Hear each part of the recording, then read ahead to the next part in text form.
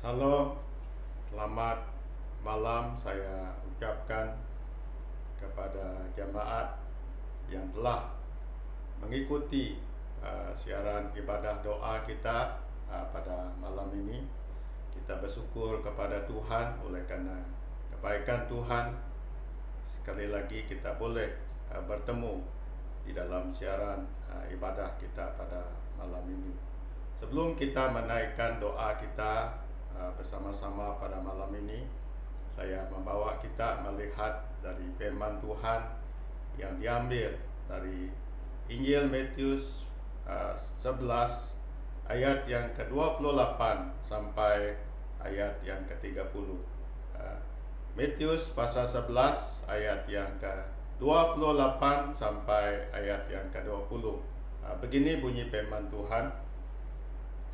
Marilah kepadaku semua yang letih lesu dan berbeban berat. Aku akan memberi kelegaan kepadamu. Pikul aku yang kupasang dan belajarlah padaku, karena aku lemah, lembut dan rendah hati, dan jiwamu akan mendapat ketenangan.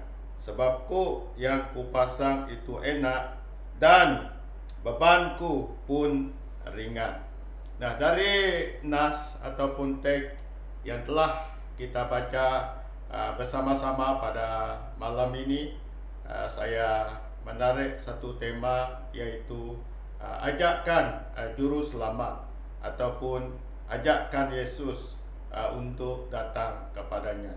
Nah, orang yang bagaimana diajak oleh juru selamat untuk datang kepadanya. Nah, semua yang letih, lesu dan berbeban berat. Nah, yang diajak oleh juru selamat datang kepadanya adalah orang yang berletih lesu, yang berbeban berat.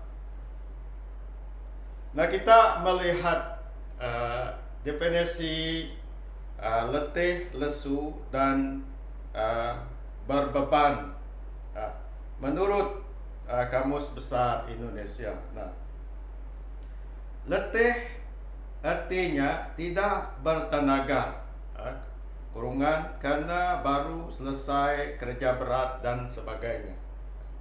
Nah, lesu artinya tidak berdaya sama sekali kerana kelelahan teramat penat.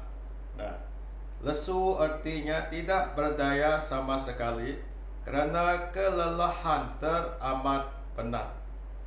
Beban artinya barang, kurungan yang berat, yang dibawa, dipikul, dijunjung, diangkat dan sebagainya. Jadi letih lesu dan berbeban berat merujuk kepada orang-orang yang sudah tidak bertenaga, tidak berdaya, dan beban yang dipikul amat berat sekali, menyebabkan mereka memerlukan pertolongan. Merujuk kepada mereka yang sudah tidak bertenaga, tidak berdaya, dan beban yang dipikul amat berat sekali, menyebabkan mereka memerlukan pertolongan. Mereka yang sudah tidak bertenaga, tidak berdaya, karena beban yang dipikul itu amat berat sekali, dan orang-orang yang demikian memerlukan pertolongan. Nah, kita melihat tadi orang yang bagaimana yang diajak, semua yang berletih lesu dan berbeban berat. Mari kita melihat dalam Matius pasal 9 ayat yang ke-35 36. Coba kita melihat Matius 9. Tulisan besar di atas, belas kasihan Yesus terhadap orang banyak.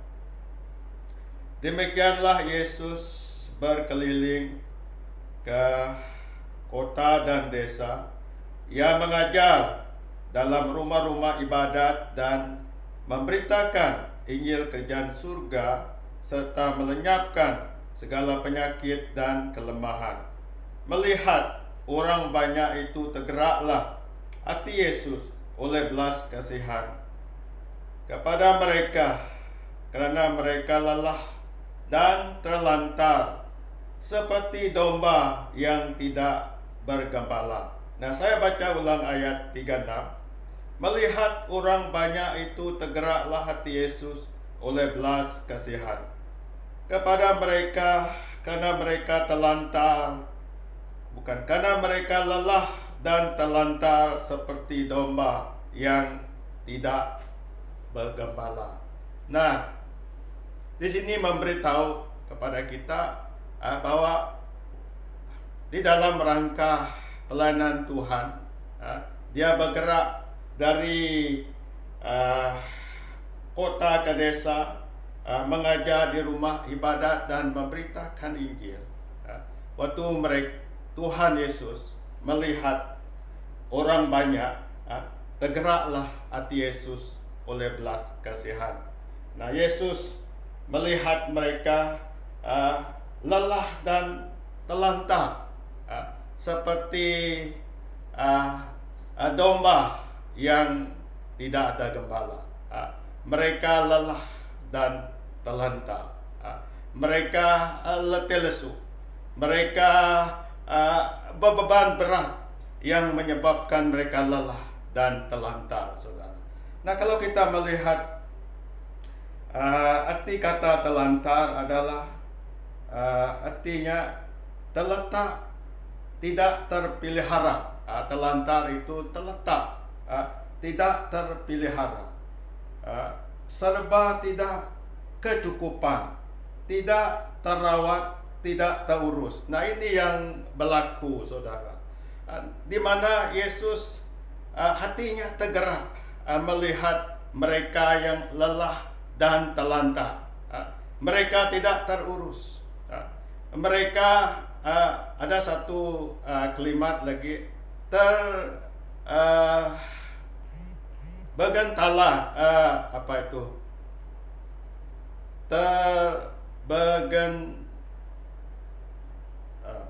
Ada satu kalimat, terbiar. Terbiar. Jadi Tuhan Yesus hatinya digerak. Dilihat Yesus seperti gembala, bukan domba yang tidak bergembala. Bayangkan domba yang tidak bergembala, tidak ada gembala, tentu keadaannya sangat berbahaya. Kalau ada singa, kalau ada beruang yang mau menerkam si domba, pasti dapat diterkam oleh karena tidak ada gembala. Jadi itulah gambaran mereka. Jadi itu makanya Tuhan Yesus berkata, marilah datang kepadaku yang berletih lesu dan berbeban berat. Nah, mengapa Yesus meminta mereka datang kepadanya, memikul kuk yang dia pasang dan belajar daripadanya. Nah, kalau kita melihat ayat yang ke 29, coba kita melihat.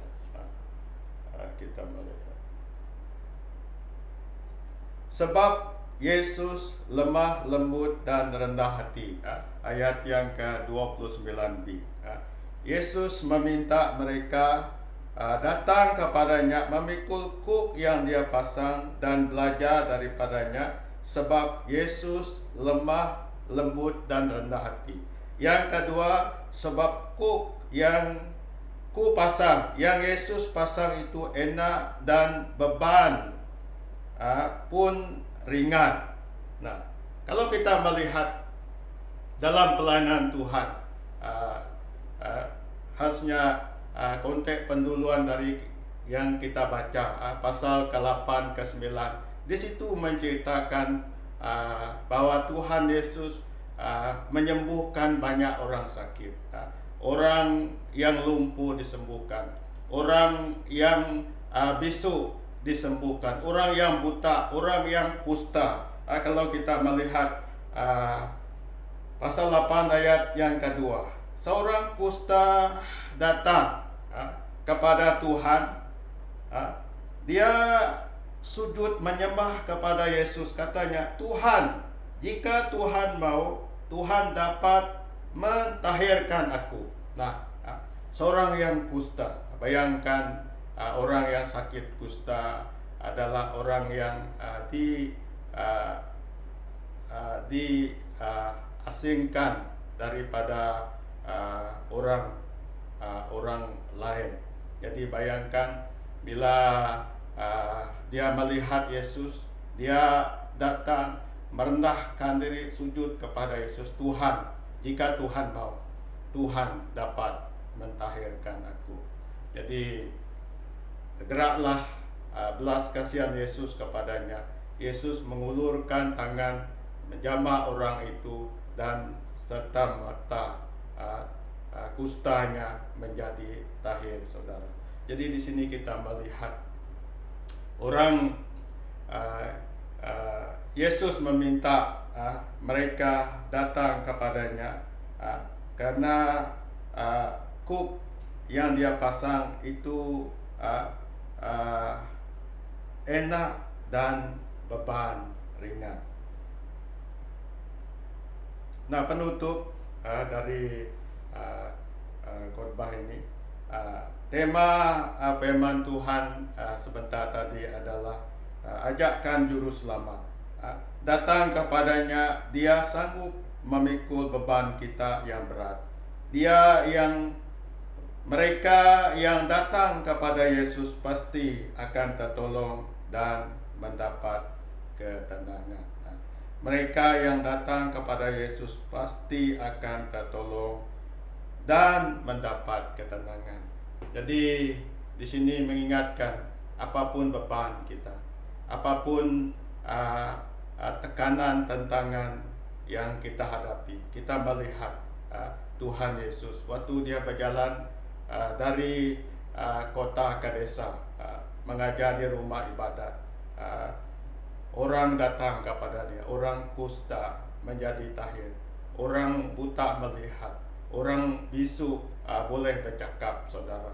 Orang yang kerasukan setan dilepaskan. Ibu mertua Simon disembuhkan dari demam panas. Ini mengingatkan kita bahwa tiada yang mustahil bagi Tuhan bila kita mau datang, merendahkan diri, berserah kepada Tuhan. Hati kita yang mau Tuhan mau datang kepada Tuhan, saudara. Jadi itu pilihan kita. Kalau kita mau datang, pasti Tuhan membebaskan kita, melepaskan kita dari segala beban berat, tekanan, tantangan yang memungkinkan kita tidak berdaya, saudara. Jadi inilah firman Tuhan. Mari kita berdoa. Bapa Surgawi, kami bersyukur atas firman-Mu yang telah kami dengar pada malam ini. Walaupun kami telah berhenti mendengar firman-Mu, kami percaya Roh-Mu terus berbicara dalam hati kami, ya Tuhan. Jika ada jamaat yang menghadapi tantangan, yang menghadapi pergumulan, yang menghadapi beban yang berat pada saat ini, Yesus, Engkau sanggup menolong mereka dimanapun mereka berada pada saat ini. Engkau lepaskan, Engkau bebaskan mereka dalam nama Tuhan kami Yesus Kristus. Kami percaya Yesus, Engkau sanggup melepaskan mereka yang sakit pada saat ini, dimanapun letak penyakit tersebut. Dalam nama Yesus, oleh bilur-Mu ya Tuhan, mereka disembuhkan. Berkati jamaat. Kami juga terus doa untuk keadaan kami yang sukar pada saat ini oleh karena COVID-19. Kami mohon agar darah Yesus terus melindungi kami semua. Jauhkan kami dari segala penyakit tersebut. Kami juga terus doa Tuhan untuk pekerjaan kami dimanapun kami bertugas, baik di Miri, di luar Miri. Tuhan menyertai, Tuhan melindungi kami. Terima kasih Bapa, terpuji namamu, berkati kami semua. Dalam nama Yesus Kristus kami telah berdoa dan mengucap syukur. Amin. Ibadah doa kita sampai di sini. Selamat malam, Tuhan memberkati kita.